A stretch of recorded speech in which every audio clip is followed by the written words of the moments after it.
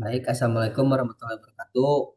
Di sini kita akan melanjutkan progresan dari perancangan gedung 3 lantai menggunakan aplikasi SAP 2000. Di sini kita akan melanjutkan ke bagian analisis di struktur. Nah, pertama-tama kita coba run dulu si strukturnya. Nah, setelah seperti ini, kita bisa coba start animasi. Strukturnya goyang. Kita stop. Nah, setelah itu kita pergi ke display untuk mengetahui si periode strukturnya. Kita pergi ke display, terus cari yang show deformate shape. Di sininya case component case atau komponennya kita ganti ke modal. Kita cari yang modal, kita klik OK. Muncul.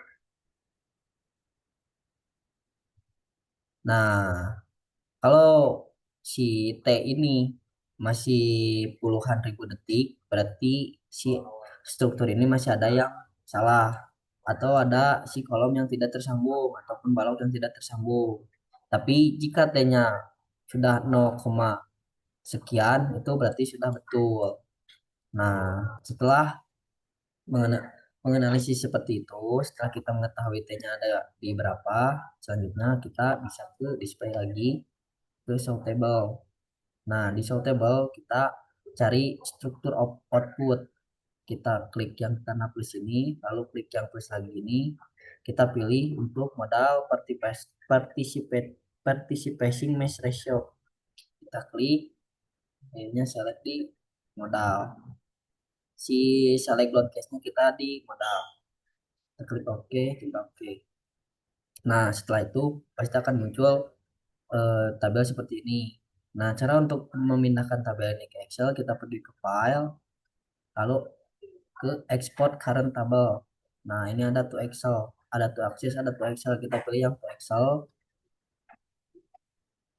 Nah, sudah muncul, sudah muncul seperti ini. Kita close lagi, kita minimize, ini klik down, terus kita pergi ke display, kita show table lagi, kita cari yang si base reaction. Kita klik ini sama ini. Nah, ini selectnya kita di date sama SDL. Di sini kita mencari si beban mati dan beban mati tambahan. Nah, sudah muncul seperti tadi. Kita ekspor lagi ke Excel.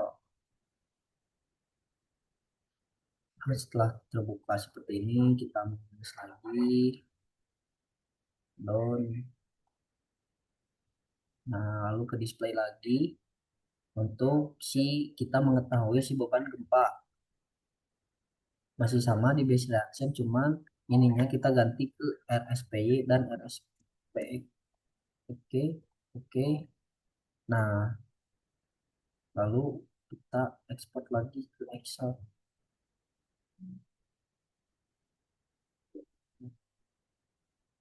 Dan ini.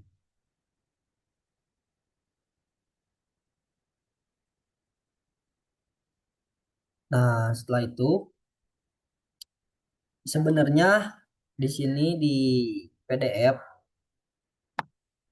kita tuh disuruh buat menghitung si P statik, beban beban statik statik dan beban dinamik.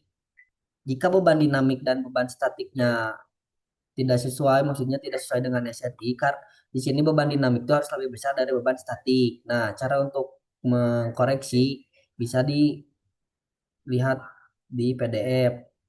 Dikarenakan saya di sini sudah dikoreksi, meskipun masih ada yang salah, jadi kita lanjut ke bagian selanjutnya.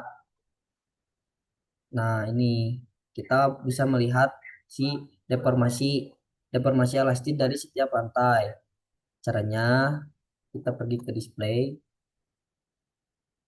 so information, kita klik yang RSPX, kita klik OK. Nah, ini tuh untuk melihat si beban gempa dari arah X.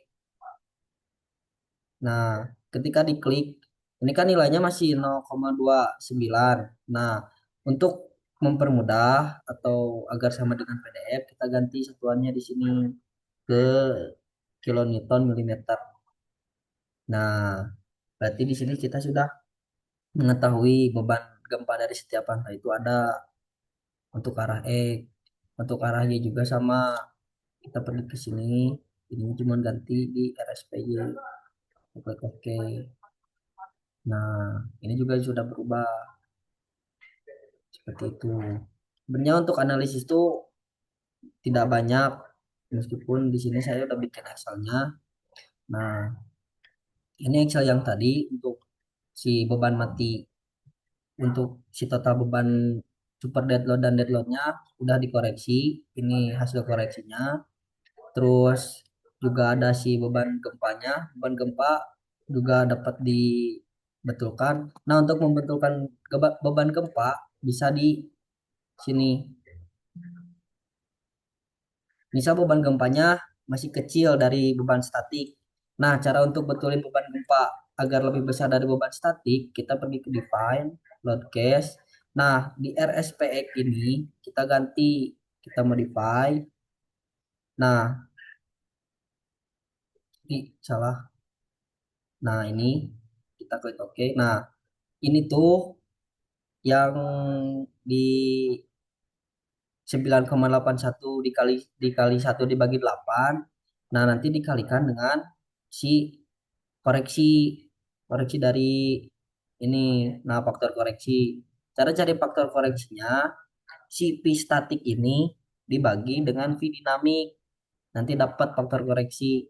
Nah, faktor koreksi ini nanti dikalikan dengan si faktor yang 9,81 dikalikan 1 dibagi 8. Nah, nanti hasilnya kan seperti ini.